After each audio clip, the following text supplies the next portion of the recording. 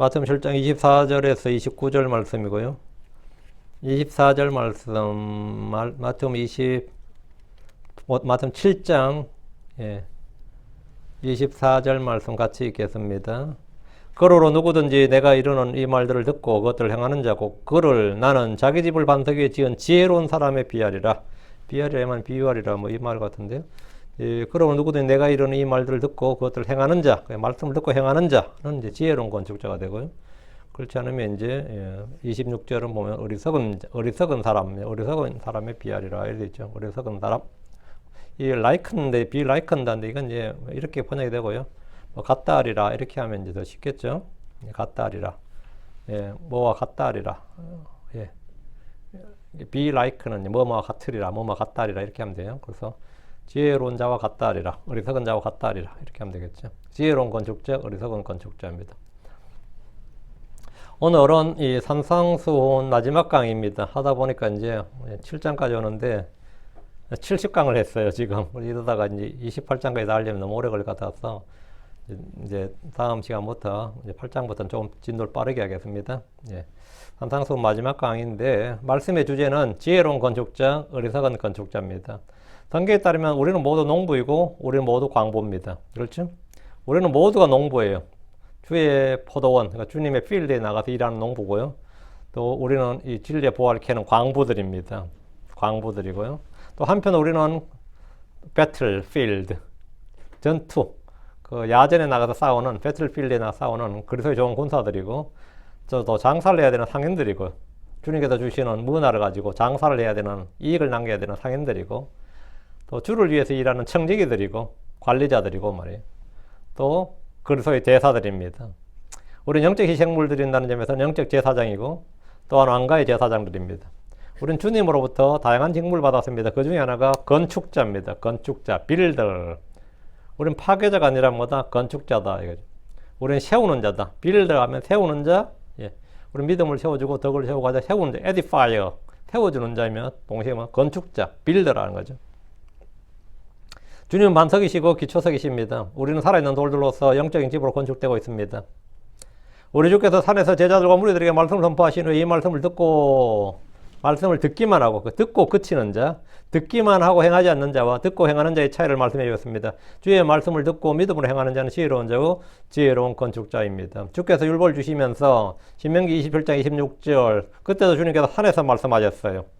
우리 주님께서 산상수훈을 산에서 말씀하셨잖아요. 마찬가지로 이 율법도 주님께서 산에서 말씀하셨습니다. 산에서 말씀하시는데 그때 산상수훈이죠. 신명기 27장 26절 이 율법의 모든 말씀을 행하기 위하여 그것들을 확인하지 아니한 자는 저주를 받으리라. 이 율법의 모든 말씀을 행하기 위하여. 율법은 뭐 해야 된다? 듣고 믿기만 해서는 안 되고 행해야 된다 이거죠. 신명기 29장 29절 이날 주 내 하나님께서 내게 명령하사 이 법규와 이 판단의 법도를 행하게 하셨나니 그런 정도는 내 마음을 다하고 혼을 다하여 그것들을 지키고 행하라. 행하게 하셨나니 판단의 법도를 행하게 하셨나니 그런 정도는 내 마음을 다하고 혼을 다하여 그것들을 지키고 뭐라? 행하라. 주의 말씀을 지켜 행하면 그가 하는 모든 일에서 그는 형통하게 됩니다. 신명기 19장 29절 그런 이 언약의 말씀들을 지키고 행하라. 그리하면 너희가 하는 모든 일에서 너희가 형통하리라. 주님께서 이 언약의 말씀들을 지키고 행하라. 이건 마태복음 28장에도 마찬가지예요. 주님께서 제자들에게 주님께서 이 하늘로 승천하실 때 승천하시기 전에 주신 말씀만 가르쳐 지키고 행하게 하라. 저는 예전에 주의 법, 주의 말씀을 모두 지켜 행하는 것은 불가능한 일이고 있을 수 없는 일이라고 생각했고 그렇게 판단했습니다. 또 그렇게 배운 적도 있습니다. 주의 법을 지키는 일이 불가능하다면 주님은 왜 지켜 행하라고 한 겁니까? 주님의 법을 지키는 것이 불가능한데 왜 지키라는 거예요? 지킬 수 없는 걸 왜 지키라고 하냐고요? 주님은 지킬 수도 없는 법을 주시면서 지키라고 명령하신 겁니까? 지키지 못할 법을 주고서 지키라. 그럼 지키지 않는다고 벌을 주고 정죄할 수 있습니까? 이건 신성모독입니다. 만약 그렇게 생각한다는 건 신성모독입니다. 주께서는 신명기 3장 14절 그러나 그 말씀이 내게 매우 가까이 있으며 내 입에 있으며 내 마음에 있으니 내가 그것을 행할 수 있느니라 했습니다. 성경의 말씀과 사람들의 행각 완전히 다릅니다. 사람들은 행할 수 없다고 그러고 주님은 행할 수 있느니라 하고 했습니다. 행할 수 있느니라. 주의 예언자들로 백성들이 주의 말씀들을 듣고 행하라고 선포했습니다. 예레미야 11장 6절에 너희는 이 언약의 말씀들을 듣고 그것들을 행하라. 듣고 행하라. 오늘날 기독교회는 주의 법, 주의 명령, 주의 언약을 지키는 것을 율법주의라고 정죄하면서 오히려 비난합니다. 막 율법주의라고 막 비난해요. 비난해. 정죄하고. 크리스천들은 율법을 미워해야 되고 멸시해야 되고 배척해야 하는 것처럼 가르치기도 합니다. 은혜로 받은 구원, 믿음으로 값없이 주어지는 구원을 강조하면서 자연스럽게 주의 법, 주의 명령을 배척하는 그런 교리가 나오게 된 겁니다. 성경에 따르면 율법은 선합니다. 율법은 선합니다. 계명 의롭고 명령은 선하고 영적이, 율법은 영적인 겁니다. 거룩한 겁니다. 우리 믿음으로 율법을 굳게 세우는 자들이고 성령을 따라 걸음으로 율법을 성취하는 사람들입니다. 주 예수님은 율법을 뭐하러 오셨다? 성취하러 오셨습니다. 주의 명령들을 지키는 일은 어려운 일도 불가능한 일도 아닙니다. 요한일서 5장 3절에 이는 우리가 그분의 명령들을 지키는 것, 그것이 하나님을 사랑하는 것이기 때문이라. 그리고 그분의 명령들은 무겁지 아니하니라. 우리가 그분의 명령들을 지키는 것, 그것이 바로 하나님을 사랑하는 것이기 때문이라. 주의 명령을 지키는 게 하나님을 사랑하는 것이다 이거예요. 그리고 그분의 명령들은 무겁지 아니하니라. 우리는 약간의 모순적인 문제에 부딪힙니다. 그럼 크리스천들이 안식일이나 음식교례나 절기들을 지켜야 되느냐? 아닙니다. 할례를 받아야 됩니까? 단지 아닙니다. 어떤 율법을 지키고 어떤 것을 안 지킨다는 건 이상하지 않습니까? 논리적 모순이 아니냐고요. 그래서 이 문제를 해결하기 위해서 많은 이들이 다양한 해석 체계를 만들었습니다. 그래서 의식법과 도덕법을 나눠서 의식법은 폐해졌고 율법 도덕법은 지킨다 이런 식으로, 십계명은 지켜야 되고 다른 율법은 폐해졌다 이런 식으로 해석이 사람들마다 다르게 나왔습니다. 우리는 어떻게 그럼 해석하느냐? 우리는 율법은 영적이고 선하고 거룩하고 좋은 것이다 이렇게 하면서 율법을 성취해야 된다, 율법을 굳게 세운다 하면서, 그럼 너희들 어떻게 그럼 그 문제 모순처럼 보이는 것들을 해결할 것이냐? 자, 두 구절 봅니다. 히브리서 7장 12, 18절. 히브리서 7장 12, 18절. 이건 약간 교리적인 문제이기 때문에 여러분이 조금 알아두셔야 되고, 여러분 서로 마음에 답이 있어야 돼요. 자기가 답이 없으면 다른 사람이 답을 할 수가 없죠. 나도 답이 없는데 노답인데 누구에게 뭘 할 수 있겠어요. 내가 답이 없는데. 히브리서 7장 12절. 이는 제사장 체계가 변화해선즉 율법 또한 바뀔 필요가 있기 때문이라. 여기 언더라. 이는 제사장 체계가 변화해선즉, 제사장 체계가 어떻게 변했다는 겁니까? 레위 제사장 체계에서 멜기세덱 제사장 체계로 변했다는 거죠. 육신의 제사장 체계에서 무슨 제사장 체계로? 영적 제사장 체계, 왕가의 제사장 체계로 변했다고요. 아론의 계열에서, 레위 계열에서 뭡니까? 우리 주 예수 그리스도, 예수님은 유다 지파예요. 레위 지파가 아니라고. 제사장 체계가 변했다는 거죠. 제사장 체계가 변화해서즉 율법 또한 바뀔 필요가 있기 때문이라 하죠. 그럼 제사장 체계와 관련된 율법은 바뀐다 이 말이죠. 이 말에 따르면 구약의 율법은 제사장 체계 아래에서 받았습니다. 11절에 보면 이는 제사장 체계 아래에서 백성 율법을 받았기 때문이라. 제사장 체계 아래에서 받은 율법, 성막이나 성제이나 음식교나 절기나 안식이나 할례나 다 제사장 체계 아래에서 받은 율법이죠. 제사장 체계 아래에서 백성 율법을 받았다고. 구약은 레위 제사장 체계입니다. 이 제사장 체계가 바뀌었다고요. 이 제사장 체계가 언제 바뀐 겁니까? 바뀌었어요. 예수 그리스도는 대제사장이시지만 율법에 따른 대제사장이 아닙니다. 율법에 따른 대제사장이 아니라고. 우린 예수님을 대제사장이라고 부르는데 율법에 따른 대제사장이 아니라고. 예수님은 땅에 있는 성막, 그 지성소에 들어가는 분이 아니라고. 그분은 멜기세덱의 계통에 따른 대제사장입니다. 제사장 체계가 바뀜으로 율법도 바뀌게 된 것인데 레위 제사장 체계 아래에 있던 율법은 우리에게 무효가 되었습니다. 18절, 히브리서 7장 18절. 이는 앞서 나가던 명령은 그것의 연약함과 무익함으로 인하여 진실로 뭐가 됐다? 무효가 되었기 때문이라. 진실로 뭐가 됐다? 무효가 되었다 그랬죠. 진실로 무효가 되었기 때문이라. 구약은 레위 제사장 체계인데 이 레위 제사장 체계에서 받은 율법은 연약함과 무익함으로 인하여 진실로 무효가 되었다. 우리는 안식일을 지키지 않는다고 해서 돌로 치지 않습니다. 왜? 무효가 되었다. 돼지고기를 먹는다고 해서 부정해지지 않습니다. 1년에 3번 예루살렘 성전에 올라가서 주 앞에 자신을 보일 필요도 없습니다. 그거 안 간다고 해서 문제가 되지 않습니다. 우리 자신이 주의 몸된 성전이기 때문입니다. 바뀌었다는 겁니다. 바뀌었다. 이런 것에 관한 법은 모두 바뀌고 무효가 되었습니다. 그러나 하나님의 사랑, 이웃 사랑에 대한 법과 명령은 더 굳게 세워졌습니다. 그렇다면 산상수훈은 뭐냐? 우리가 지켜야 할 말씀입니다. 주의 말씀을 듣고 지키는 자가 주를 사랑하는 자입니다. 이건 뭐 요한복음 14장 15절, 21절, 15절, 17절 쭉 나오는 말씀인데 주의 말씀을 행하는 자가 지혜로운 자입니다. 주의 말씀을 행하는 자가 큰 보상, 더 좋은 보상을 받습니다. 주의 말씀을 듣기만 하고 행하지 않는 자는 어리석은 자입니다. 자기를 속이는 자입니다. 그는 위선자입니다. 그런 사람은 주께 매를 더 많이 맞습니다. 누가복음 12장 47절 48절 그리고 그의 주인의 뜻을 알고도 자기를 예비하지 아니하며 또 주인의 뜻대로 행하지 아니한 그 종은 채찍을 많이 맞으리라. 그러나 알지 못하고 채찍 맞을 일들을 한 자는 채찍을 적게 맞으리라. 이는 누구든지 많이 받은 자에게는 많이 요구될 것이요 또 사람들이 많이 맡긴 자에게는 그들이 그에게 더 많이 달라고 할 것이기 때문이라. 주님은 말씀을 듣는 사람들에게 듣고 행하는 것의 중요성, 그 가치를 말씀해 주셨습니다. 주의 말씀을 듣고 행하는 자는 반석 위에 자기 집을 지은 지혜로운 건축자와 같으리라. 지혜로운 건축자와 같으리라. 우리 성경에 비하리라 해야 되네. 근본에게는 지혜로운 건축자와 같느니라 이 말입니다. 성경에서 집이란 말 그대로 우리가 거주하는 건물로의 집 있죠. 가족도 집이란 겁니다. 좋은 집이라 할 때 건물로의 좋은 집, 값비싼 집이라는 의미보다는 뭐 부부간의 사랑이 있고 가족 간의 사랑이 있고 부모 자녀들 간의 애정이 있고 형제들 간의 우정이 있고 친함이 있는 그런 집을 말합니다. 집이죠. 그리고 우리가 집하면 이 우주도 집입니다. 이 우주 할 때 우주가 지부 집주자예요. 집이란 뜻이에요. 히브리 3장 4절에 또 집마다 지은 자가 있으되 모든 것을 지으시는 하나님이기 때문이라. 모든 것을 지으시는 하나님이시기 때문이라. 모든 것을 지으시는 하나님이시다. 주님이 이 우주 공간을 만드시고 그 안에 모든 걸 채워 넣으셨는데 이것을 집에 비유합니다. 셋째, 주님의 성전이나 교회를 주의 집이라고 합니다. 주님은 건물로 성전보다 자신의 몸을 친히 성전이요 집이라고 하셨습니다. 주님은 살아있는 하나님의 성전으로서의 집입니다. 넷째, 우리 몸을 집이라고 합니다. 우리 바디, 이 몸. 이걸 장막이라고 그러기도 하고 집이라고 그러기도 합니다. 사람의 몸은 흙집, 장막 등으로 표현되는데 우리가 장차 입게 될 몸은 새 집이라고 할 수 있습니다. 우리는 어떤 면에서 모두 집을 짓는 건축자들입니다. 좋은 집, 훌륭한 집, 튼튼한 집을 짓는 방법이 있습니다. 좋은 건물을 사는 데는 돈이 필요하겠지만 큰 집, 비싼 집을 가졌다고 좋은 가정이 되는 건 아닙니다. 좋은 집이 되는 데는 영적 필요 조건이 있습니다. 시편 127편 1절에 주께서 집을 세우지 아니하시면 그것을 세우는 자들의 수고가 헛되며 주께서 도시를 지키지 아니하시면 파수꾼에게 깨어있음이 헛되도다. 주께서 집을 세우지 아니하시면 했죠. 주님께서 세우신 집이면 그것은 뭐 영구한 집이 되는 거죠. 주께서 세운 집이 아니면 그 집은 오래가지 못할 겁니다. 주께서 세운 가정이 아니면 분란이 일어나고 패망합니다. 다윗의 집과 사울의 집을 보십시오.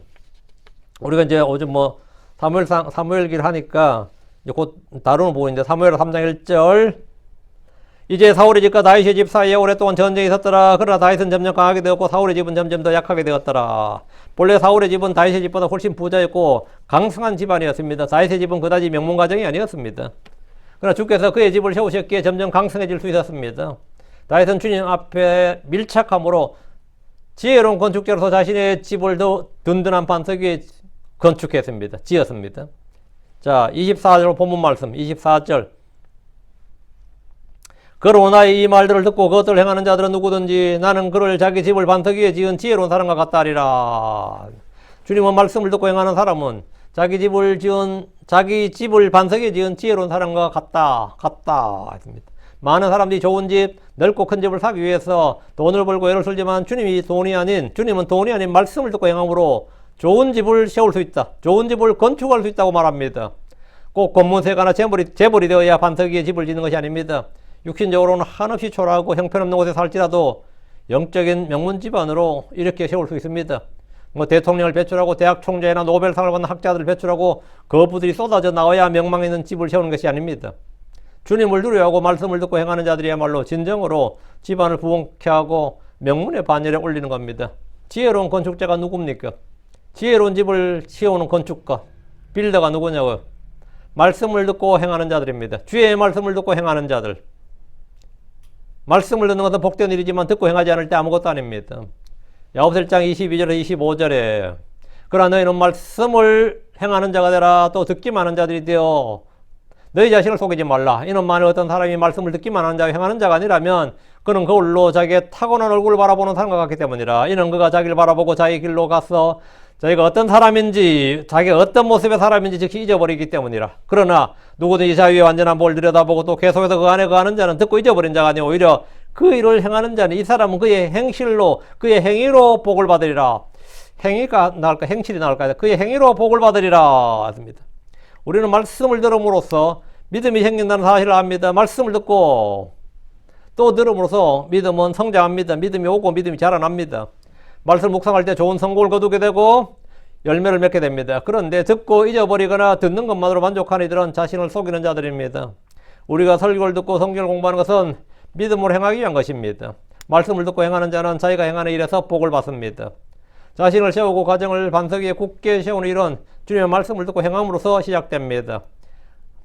가정을 이룬 부부나 가장들은 특별히 이 교훈을 마음에 새겨둬야 됩니다. 돈을 빨리 벌어서 생활의 안정을 꾀하는 데 목표를 두면 그 집은 반석 위에 세워진 것이 아닙니다. 자신이 집을 세우려 하면 할수록 무너진 걸 경험하게 될 뿐입니다. 주님께서 집을 세워주시도록 기도하고 주님의 말씀을 행하려 할 때 집은 견고한 반석 위에 세워집니다. 주님은 말씀을 듣고 행하는 자들이 복되다고 하셨습니다. 어떤 여자가 주님을 향해서 이 복음서에 보면 주님을 향해서 누가복음 11장에 나옵니다. 무리 중에서 어떤 여자가 목소리를 높여 그분께 말하기를 당신을 뵌 태와 당신이 빤 저지 복이 있도다 복이 있나이다 했습니다. 그 주님께서 참으로 그러하다 인정했어요. 하나님의 말씀을 듣고 그것들을 지키는 그들은 복이 있느니라. 참으로 그러하다. 하나님의 말씀을 듣고 그것들을 지키는 그들은 복이 있도다.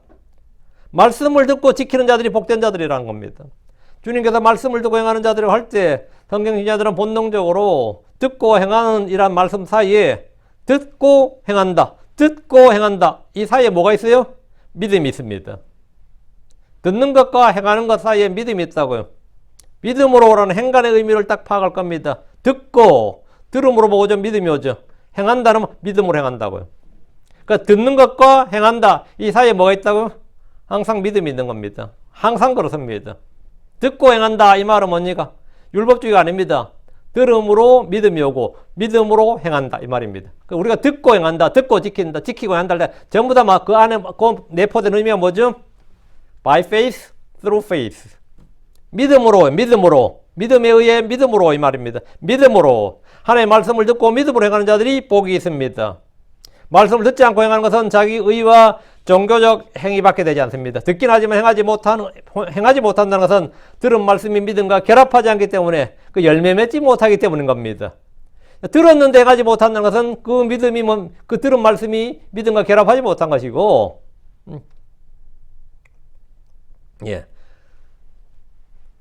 그냥 행위는 하는데 듣지 않고 행하는 것은 먼저 믿음으로 행하지 않는 거니까 그건 다 불탈은 육신행위에 불과한 것이고 자기 의에 불과한 것이고 그 마음속에 인생의 염려와 재물과 쾌락으로 숨이 막힐 때 말씀을 아무리 들어도 열매를 맺지 못합니다.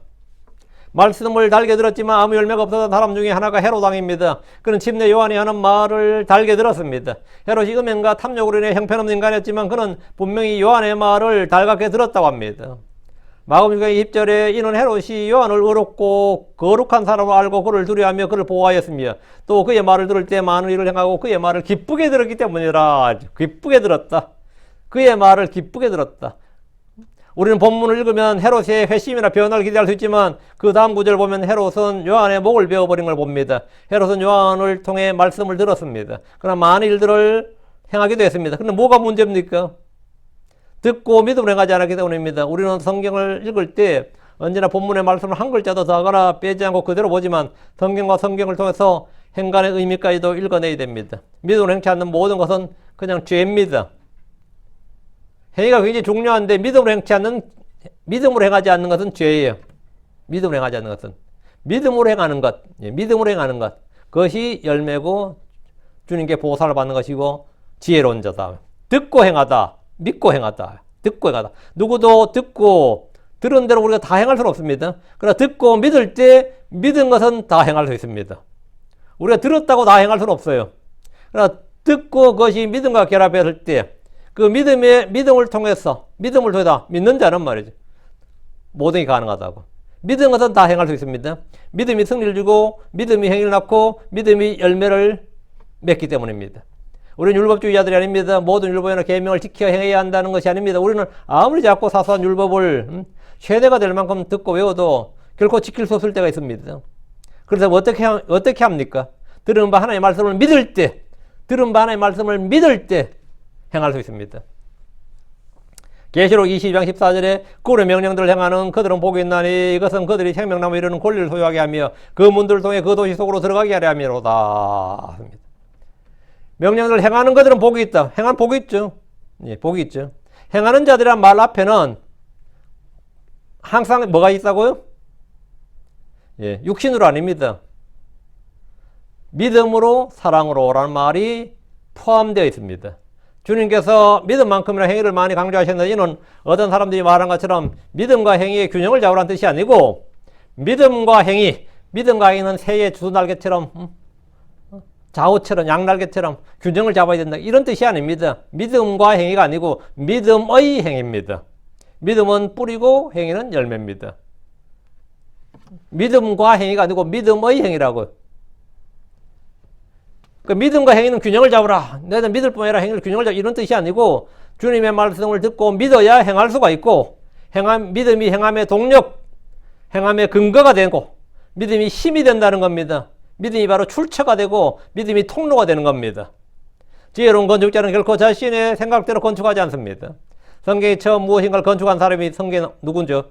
뭘 건축했다. 도시를 건축한 사람이 있는데 가인입니다. 가인이 건축자였습니다. 그는 도시를 건축했습니다. 도시를 세우는 데는 하나님의 말씀을 듣고 세웠다는 말씀, 도시를 세우긴 했는데 하나님의 말씀을 듣고 세웠다는 말씀은 없습니다. 가인과 대조되는 한 건축자가 누구냐? 도시를 건축한 건 아니에요. 하여튼 빌더가 있었어요. 노아입니다. 노아는 뭘 건축했습니까? 하나님 노아에게 방주를 지을 것을 명하셨는데 노아는 모든 과정을 주님의 명령대로 주께서 명령하신 모든 것에 따라 지었습니다. 모세가 성막을 건축할 때도 주님이 명령하신 모든 것에 따라 지었습니다. 솔로몬이 성전 건축할 때도 주님께서 명령하신 블루프린트, 하나님께서 보여주신 양식대로 지었습니다. 바벨을 건축한 사람도 건축자들이죠. 그들도 건축자들이에요. 바벨을 건축한 사람들은 하나님의 뜻대로 짓지 않았습니다. 그들도 도시를 짓고 탑을 짓고 뭘 지었지만 그들은 하나님의 뜻대로 하나님 말씀하신 대로 짓지 않았습니다. 똑같이 다 같은 빌더들인데 다 다르단 말이죠. 그러나 성막을 지은 모세와 성전을 건축한 솔로몬은 모두 하나님의 말씀을 받아서 그 말씀에 따라 주님이 보여주신 양식에 따라서 지었습니다. 우리 역시 마찬가지입니다. 무엇을 지을 때 세울 때 주님 말씀해 주신 대로 계시와 조명을 받아야 됩니다. 계시와 조명을 받아야 돼요. 우리는 교회 건물을 지을 때는 건축 전문가를 찾아서 시공을 맡기지만 제대로 교회를 세우는 데는 성경의 조명과 계시를 받아야 됩니다. 교회 지체들을 세우는 일이나 양들을 모이고 양육하는 일이나 감독하는 일은 모두 성경대로 해야 됩니다. 지역교회를 건설회사에서 세우는 것이 아니라 말씀을 듣고 행하는 성도들의 믿음과 행위로 세워집니다. 세우시는 분은 누구다? 주님입니다. 베드로전서 2장 5절 너희 또한 살아있는 돌들로서 영적 집으로 건축되고 말씀을 듣고 행하는 자들이야말로 하나님의 집인 교회를 강건하게 세우는 자들입니다. 여러분은 서로가 서로를 세우는 일에 전력을 해야 됩니다. 다른 사람을 세우는 일에 힘을 써야 됩니다. 우리는 교회를 세우는 일에 힘을 써야 됩니다. 자, 다시 24절. 그러나 이 말들을 듣고 그것들을 행하는 자들은 누구든지 나는 그를 자기 집을 반석 위에 지은 지혜로운 사람과 같다 하리라 합니다. 지혜로운 건축자는 자기 집을 반석 위에 짓습니다. 반석이 누굽니까? 예수 그리스도입니다. 예수님은 구원의 반석입니다. 예수는 우리의 반석이고 견고한 반석이고 신뢰할 반석이고 참 반석이십니다. 예수는 우리의 반석이시다. 지혜로운 건축자는 자기 집을 반석 위에 짓습니다.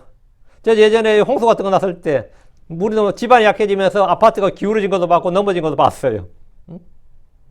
집안이 약해가지고 아파트 무너진 게 아니야.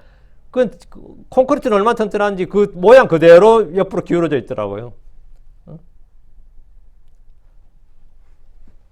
집안이 약해서인 거죠. 그럼 모래 위에 지금 어떻게 된 거죠? 그건 아무것도 안 해줘요. 사도바울은 장막을 지는 사람이었지만 영적인 집을 짓는데 일가견이 있었습니다. 자, 고린도전서 3장 10절 11절 내게 주어진 하나님의 은혜에 따라 지혜로운 주건축자로서 내가 기초를 놓았느니라. 바울 사도는 제가 마스터 빌더였다는 겁니다. 주건축자였다 이거예요. 그리고 다른 사람이 그 위에 세우느니라. 그러나 각 사람 어떻게 그가 그 위에 건축할지 주의할지니라. 이는 놓여있는 기초 외에 다른 기초를 놓을 수 있는 사람은 없기 때문이니 그 기초는 예수 그리스도시니라. 예수는 반석이시고 파운데이션, 기초다 이거예요. 우리 역시 하나님의 말씀의 기초 위에 자신을 세우고 교회를 세워야 됩니다. 주님의 말씀을 듣고 행할 때 주님은 친히 반석이 되십니다. 고린도전서 10장 4절에 그리고 그 반석은 그리스도였느니라. 그 반석은 그리스도였느니라. 고로 우리는 그리스도 안에 뿌리를 내리고 그리스도 위에 시험을 받을 때만 안전합니다. 그리스도가 아닌 다른 어떤 기초 위에 아무리 열심히 최신 공법을 이용해서 무엇을 세운다 해도 그것은 다 무너지고 말 겁니다. 25절. 그리고 비가 내리고 홍수가 와서 바람이 불어 그 집에 부딪히되 그것이 무너지지 아니하였나니 이는 그것이 반석 위에 세워졌기 때문이라. 반석 위에 세워진 집은 비가 내리고 홍수가 나고 바람이 불어서 그 집에 부딪혀도 그 집이 무너지지 않습니다. 반석이신 주님 위에 세운 교회는 지옥의 원수가 이기지 못할 겁니다. 마태복음 16장 18절에 그리고 내가 또 내게 말하노라 너는 베드로라 이 반석 위에 이 반석이 누굽니까? 예수님 위에 베드로 주는 당신은 그 그리스도시고 살아계신 하나님의 아들이시니이다 했죠. 바로 너는 베드로라. 베드로는 돌입니다. 한 돌이에요. 스톤이라고요. 예수님은 the rock 반석이에요. 이 반석 위에 내가 내 교회를 세우리라. 그리고 지옥의 문들이 그것을 이기지 못하리라. 이는 2000년 교회사가 이미 입증한 사실입니다. 이미 역사 타임 테스트를 통해서 입증된 사실입니다. 주님이 세우신 교회라고 해서 그 위에 비가 내리지 않고 홍수가 덮치지 않는 것이 아닙니다. 바람이 없는 것도 아닙니다. 모든 건 다 노출되어 있습니다. 교회는 더 많이 노출되어 있습니다. 더 많은 풍파가 닥쳐요. 오히려 더 극심한 박해와 탄압이 있었습니다. 크고 강한 바람이 쉴 새 없이 불어닥쳤고 몰아쳤습니다. 하지만 무너지지 않았습니다. 성도 개개인을 보십시오. 성경을 문자 그대로 믿고 그리스도 안에서 경건하게 살고자 하는 자들은 다 박해를 받았습니다. 히브리서에 보면 히브리서 10장 34절 38절 이는 너희가 결박 중에는 나를 너희가 불쌍히 여겼고 너희 재산들을 노력다하는 것도 기쁘게 여겼은즉 이는 너희들이 하늘에 더 낫고 영원한 실체를 가진 줄 너희 자신이 알기 때문이라. 그러므로 너희의 확신을 버리지 말지니 그것이 큰 보상의 보답을 가지고 있느니라. 이는 너희에게 인내가 필요하기 때문이라. 이는 너희가 하나님의 뜻을 행한 뒤에 너희가 그 약속한 걸 받게 하기 위함이니라. 받기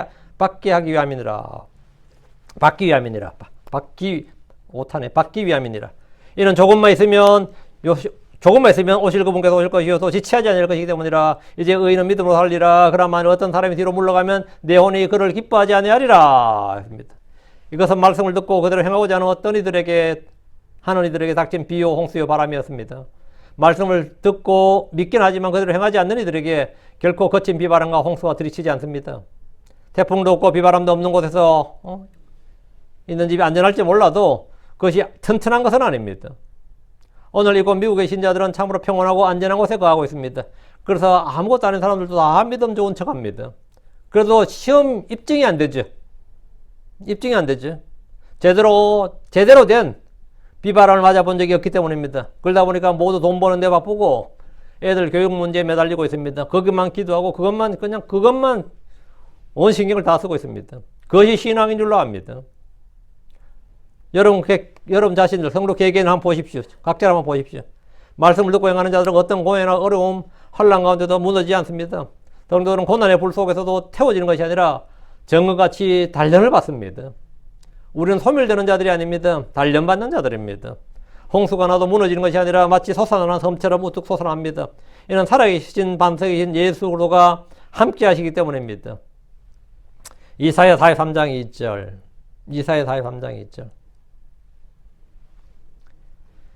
내가 물 가운데로 지나갈 때 내가 너와 함께 하리라. 강들을 건널 때 강들이 내 위로 넘쳐 흐르지 못하며 내가 불 속을 걸어갈 때 타지도 아니하고 불꽃이 너를 사르지도 못하리니. 그리스도인들은 세상의 풍향과 정반대로 서 있기 때문에 바람이 불지 않는 날을 기대할 수가 없습니다. 누구나 바람이 불지 않는 따스한 양지를 그리워하지만 말씀을 듣고 행하는 자들은 예의 없이 비바람을 안고 달려가는 사람들입니다. 하지만 우리는 걱정할 것이 없습니다. 반석은 내가 아니라 살아계신 하나님, 살아있는 말씀이신 주님 자신이기 때문입니다. 영적 반석이신 주님은 건물의 기초가 되시며 모두 살아있는 돌들로 만드셔서 그 무엇도 그 집을 파괴할 수가 없습니다. 26절, 27절. 자, 마태복음 다시 돌아서 26절, 27절. 그리고 나의 이 말들을 듣고 그것들을 행하지 아니하는 모든 자는 자기 집을 모래 위에 지은 어리석은 사람과 같으니라. 27절. 그리고 비가 내리고 홍수가 나고 바람이 불어 그 집에 부딪히며 그것이 무너졌고 그것의 무너짐이 컸느니라. 지혜로운 사람과 달리 어리석은 사람은 말씀을 듣고도 행하지 않습니다. 듣긴 하지만 말씀을 믿지 않기 때문에 행할 수가 없는 겁니다. 들어보고 그렇네 하고도 그 말씀을 믿음과 결합하지 않기 때문에 행위로 열매로 나타나지 않습니다. 어리석은 사람은 자기 집을 반석이 아니라 모래 위에 짓습니다. 그건 그냥 종교입니다. 자기 종교, 자기 철학이에요. 어리석은 사람들은 예수를 믿지 않고 육신을 신뢰합니다. 어리석은 사람들은 육신으로 성령을 대신하려 합니다. 일로 믿음을 대체하려 합니다. 어리석은 이들이 세운 집은 아무리 화려하고 웅장하게 지어도 비가 내리고 홍수가 나고 바람이 불어 그 집에 부딪히는 순간 모두 다 무너져 버립니다. 성경은 누구를 어리석은 자라 그러냐? 첫째, 반석이 아니라 모래 위에 자기 집을 지은 자입니다. 그래서 자기 집이란 것은 뭐냐? 자신이란 집이란 겁니다. 내가 바로 집이에요. 내가 바로 집이라고. 나를 어디에 세우는가요? 나를 어디에 세우는가? 반석이 아니라 모래 위에 자기 집을, 자신의 몸을, 자기 자신을 모래 위에 세운 사람이 어리석은 자다. 이런 말씀을 들었지만 행하지 않는 자를 말합니다. 듣고 행하지 않는 자는 마음속으로 하나님이 없다고 말한 자와 똑같이 어리석은 자입니다. 둘째, 등불은 가지고 하지만 기름은 없는 자. 이게 성경은 어리석은 자라고 그러죠.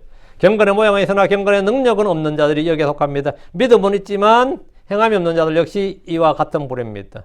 말씀을 듣기만 하지만 행하지 않는 자가 같은 부류다 이 말입니다. 주님은 이들을 어리석은 자들이라고 말씀하셨습니다. 주님의 정의입니다. 셋째, 속이 아니라 겉만 치장하는 자들입니다.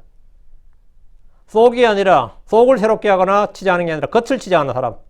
외모를 갖고 외모에만 관심이 있는 사람들. 주님은 이들을 위선자로 말씀하시며 동시에 어리석은 자로 하셨습니다. 누가복음 11장 40절에 너희 어리석은 자들아 겉의 것을 만드신 분께서 속의 것도 만들지 아니하셨느냐 했습니다. 주님은 겉이 아니라 속을, 일보다는 마음을, 행위 전의 믿음을, 결과보다는 동기를 보십니다. 주님은 사람의 외모를 중시하지 않습니다. 외모를 취하지 않는다. 외모를 중시하지 않습니다. 넷째, 자기를 위하여 보물을 쌓아두고 하나님께 대해 부여하지 않는 사람, 어리석은 자입니다. 주님 이 땅에 육신을 위해 보물을 쌓을 뿐 하나님 왕국과 그분의 의를 구하지 않는 모든 자들을 너 어리석은 자요 말합니다. 세상에는 그 사람을 존경하고 권세자요, 부자요, 성공한 사람이 이렇게 칭송할지 몰라도 주님은 그런 건 전혀 그렇게 평가하지 않습니다. 그건 주님이 하시는 말씀은 너 어리석은 자요. 여러분 지혜로운 자입니까? 어리석은 자입니까? 주님을 위해서 일할 수 있는 많은 시간을 세상에 모두 쏟아붓고 어느덧 정신을 차리면 늙어서 아무것도 할 수 없는 사람이 되었어. 내가 지금 이 나이에 뭘 할까? 할 수 있는 일이 없어요. 그런 경우 얼마나 많습니까? 재물뿐만 아니라 시간을 사서 아끼는 것이 진정으로 지혜로운 자입니다. 여러분은 어리석은 자가 아니라 지혜로운 자가 되어야 됩니다. 주의 뜻이 무엇인지 이해하는 자가 지혜로운 자입니다. 주의 말씀을 듣고 행하는 자가 지혜로운 자입니다. 다섯째, 예언자들이 말한 모든 걸 더디 믿는 자들. 주의 말씀을 더디 믿는 자들이 어리석은 자입니다. 누가복음 24장 25절. 그때 그분께서 그들이 말씀하시기를 오 어리석은 자들아 또 예언자들이 말한 모든 걸 마음에 더디 믿는 자들아. 주님은 부활을 믿지 않는 이들을 향해 너 어리석은 자여 라고 하셨습니다. 너 어리석은 자여. 왜 어리석은 자인 거예요? 예언자들이 말한 모든 걸 마음에 더디 믿는 자들아. 오 어리석은 자여 하고 어리석은 자들아 하고 나서 어리석은 자 정의를 말씀해 주셨어요. 마음에 더디 믿는 자들. 주의 말씀을 못 믿어요. 이리저리 저리 하다가 결국 말씀이 맞긴 맞군요. 그런 자 어리석은 자라 그런 겁니다. 물론 안 믿는 것보다야 더디 믿어도 믿는 게 낫긴 하지만 어리석은 자다. 자 28절입니다. 그리고 이런 일이 있었으니 예수님께서 이 말씀들을 마치심에 사람들이 그분의 교리에 깜짝 놀랐더라. 또 이런 일이 있었다. 무슨 일? 예수님께서 이 말씀을 마치심에 사람들이 그분의 교리에 깜짝 놀랐더라. 이 산상수훈을 들은 사람들의 반응이에요. 깜짝 놀랐다 이거예요. 주님이 산에 오르셔서 가르치시는 이 말씀들을 듣는 이들의 마음에 깊은 충격과 놀라움을 주었습니다. 소위 말 우리 요즘처럼 은혜 받았다 그러죠. 이는 지금까지 이런 가르침, 이런 말씀을 들어본 적이 없기 때문입니다. 그들은 레이저 사장들이나 서기관들이나 바리새인들이나 율법사들이나 여러 사람, 회당에서 랍비들이나 마을의 장로들이나 여러 사람들에게 주의 말씀을 들었겠지만 이런 말씀, 이런 주의 말씀을 들어본 적이 없었습니다. 이런 말씀 들은 적이 없었어요. 그래서 깜짝 놀랐다. 그분의 교리에 깜짝 놀랐다. 말씀이 주님께서 친히 이 말씀들을 선포하심으로써 듣는 이들의 마음에는 깊은 대못이 박힌 겁니다. 깊은 대못이 박혔어요. 주의 말씀을 제대로 들은 사람들은 그 반응이 있습니다. 말씀을 제대로 들은 사람은 반응이 있어요. 제대로 듣지 않은 사람은 반응이 없고, 우리가 한국말에 반응이 없는 걸 뭐라 그러죠? 마이동풍 우이독경이라 그러죠. 마이동풍 우이독경이라 그래요. 근데 정말 많은 사람들이 설교를 들을 때 마이동풍 우이독경입니다. 설교를 들어도 그냥 뭐 좀 재밌는 이야기는 쏙쏙 들어와요. 그럼 좀 들어오고, 또 그 목사 뭐라 그러대. 또 그 목사가 뭐 정치에 대해서 이야기하거나 뭐 남을 까는 이야기할 때 그것도 쏙쏙 들어와요. 그것도. 오늘 누구 이야기했다고, 누구 까더라고. 그런 거 맞죠? 왜? 내가 육신적이기 때문에 육신에 관련된 이야기할 때 쏙쏙 들어와요. 그럼 하늘의 이야기, 하늘의 일이나 하늘의 말씀 그 자체 이야기할 때 영적인 것 들으면 잘 안 들어옵니다. 지금 그래서 이 반응이 없어요. 그 하품을 하거나 졸리거나 뭐 잠 깨운 다음에 뒤에 가서 안돼. 야, 이 작은 교회 생각해 보세요. 저 뒤에 서너 명 교회 앉아 있으면서 뒤에 가서 또 뭐 서가지고 자기는 뭐 열심히 듣는 잠을 쫓으려고 한다고 이렇게 이제 의욕을 보이지만 참 설교한 사람 속 뒤집어지지. 설교한 사람 입에 속 뒤집어지죠. 말씀에 집중을 못, 뉴스에 집중하는 것, 드라마에 집중하는 것, 반에 반에 10분의 1 집중하지 못합니다. 집중을 못해요. 놀라는 건 뭐, 깜짝 놀랐더라면 얼마나 좋겠어요. 근데 하여튼, 이 산상수를 들은 여기 산에 있는 사람들은 깜짝 놀랐다 이거예요. 주의 말씀을 제대로 들은 사람들은 반응이 달라요. 첫째, 은혜가 넘칩니다. 그 반응이 깜짝 놀랐다는데 첫째는 은혜가 넘칩니다. 시편 45편 2절에 왕은 사람들의 자녀들보다 더욱 아름다우시니 왕의 입술에는 은혜가 넘치나이다. 주의 말씀은 은혜로운 말씀입니다. 그럼 누가복음 4장 22절에 그리고 모두가 그분에 대해서 증언하고 그분의 입에서 나온 은혜로운 말씀들에 놀랐더라. 그분의 입에서 나온 은혜로운 말씀들에 놀랐더라. 은혜로운 말씀들에 놀랐다. 예수를 믿지 않는 자들도 그분의 말씀을 들을 때면 은혜를 받았습니다. 고로 우리는 모든 말에 은혜를 끼칠 수 있어야 됩니다. 은혜의 말씀을 마음에 품고 있으면 은혜로운 말이 나옵니다. 솔로몬은 말을 전도 10장 12절에 지혜로운 사람의 입에 말든 은혜로우나 어리석은 자의 입술은 자기를 삼키려 하느니. 지혜로운 사람의 입은 뭐다? 입에 말든 은혜로우나. 지혜로운 사람의 말든 은혜롭다잖아요. 성도들은 은혜를 끼치는 말들을 하고 농담이나 어리석은 말들, 희롱하는 말들을 부패한 데는 입 밖에 내지 않게 해야 됩니다. 에베소 4장 29절에 부패한 데는 결코 너 입 밖으로 내지 말고 오히려 세워주는 일에 쓸 것을 좋은 것만 말하라. 그리하여 그것이 듣는 자들에게 은혜를 끼치게 되느니라. 은혜를 끼치게 되느니라. 은혜를 끼치라 해서 뭐 아참하거나 칭찬을 말하는 게 아니고 마음속에 주의 은혜를 입고 은혜 말씀과 은혜 영으로 충만하면 덕을 세우는 좋은 말을 하게 됩니다. 그래서 골로새 4장 6절에 너희 말을 항상 은혜롭게 속으로 감맞추라. 이것은 너희가 각 사람에게 어떻게 마땅히 대답해야 할지 알게 되리라. 너희 말을 항상 은혜롭게, 말씀 항상 은혜롭게. 그죠? 둘째, 이 주의 말씀 들은 사람, 이 깜짝 놀랐다. 이 사람들은 깜짝 놀랐다. 놀람. 이 놀람이란 건 뭐냐면 이건 경이로움이거든, 사실은. 놀람이란 게 경이로움이에요. 마태복음 13장 53절 54절에 그리고 이런 일이 있었으니 예수님께서 이 비유들을 마치시며 그분께서 거기를 떠나셨더라. 그리고 그분께서 자기 고향으로 들어가서 그분께서 그들을 해당해서 그들을 가르치셨더니 그들이 깜짝 놀랐고 말하기를 어디서 이 사람이 이 지혜와 이런 능력 있는 일들을 얻었느냐 했거든. 어디서 이 사람이 이 지혜와 이런 능력 있는 일을 얻어 깜짝 놀랐다요. 응? 예. 주님께서 말씀하시면 듣는 이들은 이 벼락을 맞은 듯한 그런 충격을 입었다는 말이에요. 그게 깜짝 놀랐다는 거예요. 깜짝 놀랐다. 예. 셋째, 즐겁게 들었다. 이거. 이 반응이 뭐냐? 즐거움. 주의 말씀에 즐거움이 됐다. 이거. 응? 즐거움.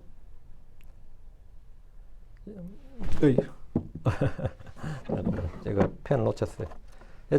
제가 이게 구절을 마가복음 적어놓고 마태복음을 잘못 이렇게 카피를 붙이고 내가지고 지금 약간 꼬였어요. 셋째, 즐겁게 들었다. 마가복음 12장 37절 그로 다윗이 스스로 그분을 주라 부르니 어찌 그의 아들이 되겠느냐. 이에 백성들이 그분의 말을 즐겁게 들었더라. 백성들이 그분의 말을 즐겁게 들었다. 주님이 말씀을 전할 때 설교 분위기는 은혜와 더불어 즐거움이 있었습니다. 기쁨과 즐거움은 성령의 열매입니다. 말씀의 은혜를 받을 때 사람들의 마음은 즐거움이 가득합니다. 그 내가 경이로움이 있고 은혜가 있고 즐거움이 있고 기쁨이 있다. 말씀 잘 듣는 겁니다. 말씀 잘 듣는 거예요. 넷째, 주의 깊게 들었습니다. 주의 깊게 들었다. 누가복음 19장 48절에 그들이 행할 바를 찾지 못하였더라. 이는 온 백성이 그분의 말씀에 열심히 주의를 기울였기 때문이더라. 이는 온 백성이 그분의 말씀에 열심히 주의를 기울였다. 백성들이 주의 말씀에 어떻게 했다는 거예요? 주의를 기울였다 이거예요. 그러니까 이 관원들이 아니 그 당시에 뭐 바리새인들 제사장들이 예수님 어떻게 하지를 못하더라 이게 하더라요. 왜? 온 백성이 그분의 말씀에 열심히 주의를 기울였대요. 이게 잘한 일이란 거예요. 예언의 등불에 우리는 주의를 기울여야 됩니다. 더 열심히 주의를 기울여. 이게 잘하는 일이에요. 말씀에 주의를 기울여야 됩니다. 오늘날 많은 이들은 체험에 주의를 기울입니다. 이적이나 표적이나 기적이나 어떤 초자연적 어떤 현상에 주의를 기울여요. 그런 현상에 주의를 기울인다고. 내 안에 있는 느낌이나 이런 어떤 그런 것들이 굉장히 주의를 기울이는데 우리는 언제나 그분의 말씀에 예언의 등불에 주의를 기울여야 됩니다. 우리는 듣는 것에 주의해야 되고 들은 것들에 더욱 주의를 해야 됩니다. 하나님의 말씀을 건성으로 듣는 것은 옳지 않습니다. 그래서 히브리서 2장 1절에 그러므로 우리는 마땅히 우리가 지금까지 들은 것들에 더 진지하게 주의를 기울여야 하리니 이것은 어느 때라도 우리가 그것들을 빠져나가지 못하게 하려 함이니라. 우리가 들은 것들에 더욱 진지하게 주의를 기울여야 된다. 이유는 뭐죠? 말씀이 빠져나가지 못하도록. 우리는 하나님의 말씀이 우리 마음속에서 흘러나가거나 빠져나가지 못하도록 해야 됩니다. 우리 말씀 홀드할 수 있어야 돼요. 붙들고 지켜야 된다고. 우리 마음속에 거하게 해야 된다 이거. 응? 내 말이 너희 속에 거하게 하라 이거예요. 계속해서 거하고 우리는 그 말씀을 지켜야 돼. 지켜. 응? 자, 29절입니다. 29절. 이는 그분께서 권위를 가진 자로서 그들을 가르치셨으며 서기관들 같이 하지 아니하셨기 때문이라. 주의 말씀은 권위가 있었습니다. 주님의 말씀은 아마도 글쎄 확실하진 않지만 내가 생각하기에는 고대 사본에는 어떤 번역본에는 이런 말이 전혀 없었습니다. 주님은 진리시고 말씀 모두가 진리이기 때문에 무엇이든지 확실하게 단정적으로 선포하는 것이었고 그 말씀에는 사람으로서는 감히 범접할 수 없는 권위와 권능이 동반되었습니다. 오늘 설교 중에서 얼마나 많은 성경 말씀에 토를 날면서 아마도 maybe 아마도 고대 사본은 어쩌고저쩌고 더 나은 역본은 어쩌고저쩌고 이렇게 하나님의 말씀을 믿음을 무너뜨리는 일들이죠. 그게 다 하나님의 말씀이 확실을 주기보다 계속해서 무너뜨리는 일을 하죠. 주님은 전역을 차렸습니다. 그분께서는 권위를 가진 자로서 그들을 가르치셨고 서기관들 같이 하지 아니하셨기 때문이더라. 주님께서는 내가 너에게 말하노니 진실로 내가 너에게 말하노니 진실로 내가 너에게 말하노라 하면서 확신과 주님의 모든 말씀은 단정적입니다. 주님 말씀 그 자체가 진리이기 때문에 모두가 단정적이에요. 요한복음 7장 45절에 주님을 잡으러 갔던 관원들이 그냥 돌아서 이렇게 말했습니다. 그자 요한복음 7장 46절 그 관원들이 대답하되 이 사람처럼 말한 사람은 결코 없었나이다. 이 사람처럼 말한 사람은 결코 없었다. 주님은 서기관들과 달리 성경 해석이나 이론이나 견해를 말씀하신 것이 아니라 온전히 살아있는 생명의 말씀을 그대로 선포하셨습니다. 그래서 그 말씀에 권위가 있었습니다. 마가복음 1장 22절 예 그들이 그분의 교훈에 깜짝 놀랐더라. 이는 그분께서 권위를 가진 자로서 그들을 가르치셨으며 서기관들과 같이 아니하셨기 때문이더라. 요 구절이 아까 들어가야 될 건데 아까 마가복음 1장 21절 22절에 놓고 제가 마태복음 1장 21절 22절을 잘못 썼어요. 네, 요 구절입니다. 예 그들이 그분의 교훈에 깜짝 놀랐더라. 아까 제가 두 번째 뭐 했어요? 깜짝 놀랐다 그랬죠. 두 번째 첫째가 말씀에 반응, 첫째가 은혜가 넘쳤다. 둘째 깜짝 놀랐다. 셋째 즐겁게 들었다. 넷째 주의 깊게 들었다. 그게겠죠.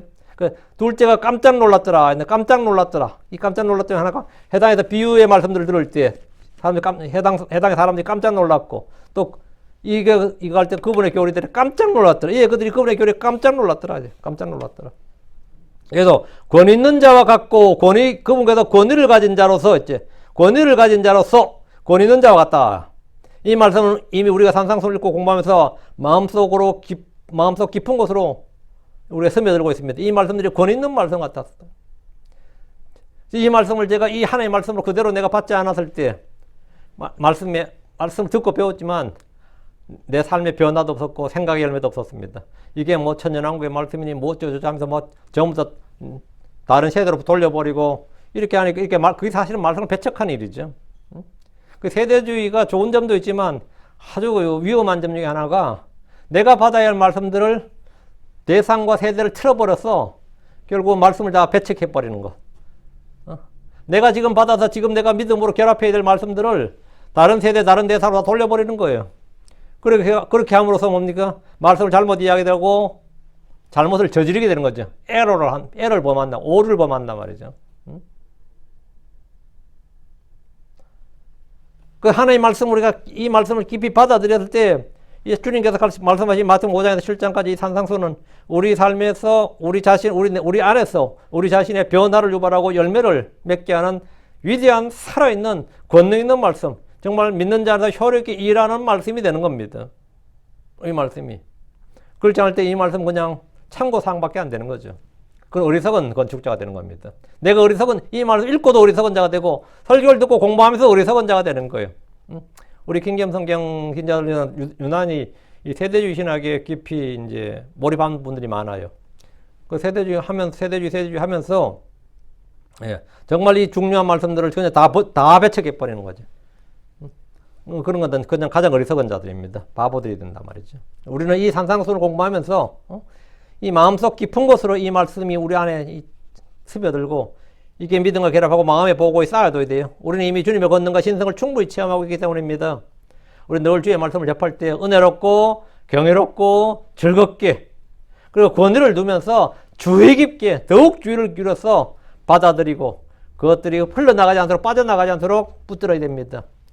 이로써 우리는 오늘 산상수를 마치겠습니다. 산상수의 강의를 이걸로 마치겠습니다. 이 말씀이 여러분 자신에게 지금 바로 우리가 이 땅에 사는 동안 큰 은혜가 되고 복이 되길 바랍니다. 하나님께서 그런 은혜를 우리에게 베풀어 주시길 바라고 듣는 혼들이 어떻게 말씀을 받느냐에 달려 있습니다. 하나님의 말씀은 변함이 없습니다. 다만 그 말씀을 내가 어떻게 받느냐에 달렸어요. 예, 어떻게 받느냐, 어떤 반응을 갖고 받느냐에 달렸지 다른 게 없습니다. 자, 기도합시다.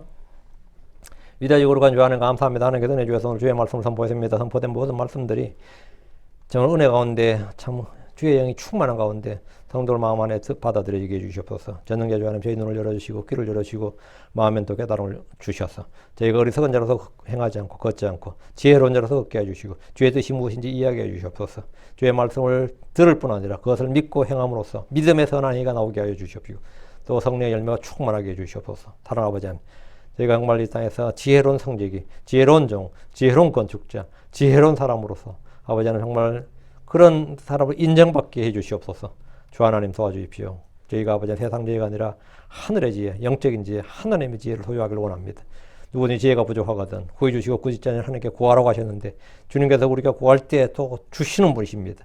아버지 넘치도록 주실 뿐 아니라 쏟아 부어주시는 분이신데 아버지 하나님 저희가 성령을 더욱 많이 주시고 은혜를 더욱 많이 베풀어 주시고 긍휼을 더욱 넘치게 해주시고 아버지 주의 말씀이 더욱 풍성하게 해주시옵소서. 아버지 저에게 진리의 빛을 이 참 빛을 저희 속에 늘 비추어 주셔서 저희가 어둠 가운데 걷지 않게 해주시옵소서. 저희 귀를 열어주셔서 아버지 하나님 저희가 둔한 귀를 갖지 않고 늘 영적인 민감함을 갖도록 해주시길 간구합니다. 도와주십시오.